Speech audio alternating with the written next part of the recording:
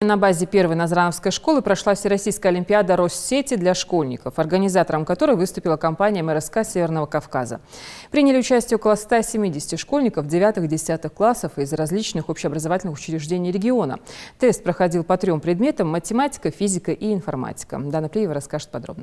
Никаких телефонов и шпаргалок. Вариант списать здесь исключен. Только паспорт, ручка и собственные знания, которые сегодня продемонстрируют около 170 школьников из различных образовательных учреждений нашего региона.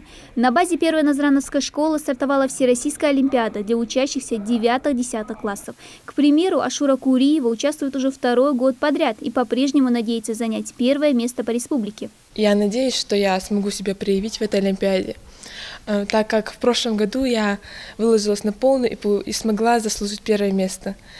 Награждение у нас проходило в Пятигорске. И так как у меня уже есть опыт в написании олимпиады Россети, я надеюсь, что моя подготовка прошла успешно, и я смогу заслужить еще 1 кубок, принести победу себе и своему преподавателю. Олимпиада проходит по 3 предметам – математика, физика и информатика. Сегодня дети пробуют себя в царице наук – математики, а завтра будут писать тесты по 2 остальным. КИМ состоит из нескольких заданий, которые вскрываются тут же на месте. На их решение дается 2,5 часа. Вопросы школьной программы. Всего там 5 заданий олимпиады. Не сказать бы сложно, но задания нелегкие. Но решить сможешь? Да, смогу. Уже решаю, сижу. Эти задания, олимпиады, они очень важны. И я думаю, что все дети должны участвовать, показывать себя, свои результаты, на что они способны. Всероссийское соревнование в нашей стране стартовало еще в 2018-м. По сравнению с прошлым годом количество участников в нашем регионе увеличилось на 78 человек. Учитель первой плиевской школы Лела Катиева отмечает, что здесь играет роль не только желание самих школьников показать себя. Учащиеся нашей школы 2-й год подряд принимают участие в данной олимпиаде. Учащиеся были очень довольны олимпиадой, говорили, что задания являются на уровне школьной программы, очень интересные и познавательные. Олимпиада Россети организована компанией Россети совместно с МРСК Северного Кавказа, состоит из 2 этапов – регионального и заключительного. Ее цель – выявить одаренных детей, обладающих способностями к техническому творчеству и инновационному мышлению.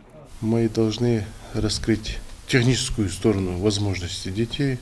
Среди общей массы выделить тех детей, которых мы можем взять под свою опеку, которых мы можем вести и которых мы можем дальше лоббировать и продвигать в высших учебных заведениях в техническое направление, то есть в сфере энергетики.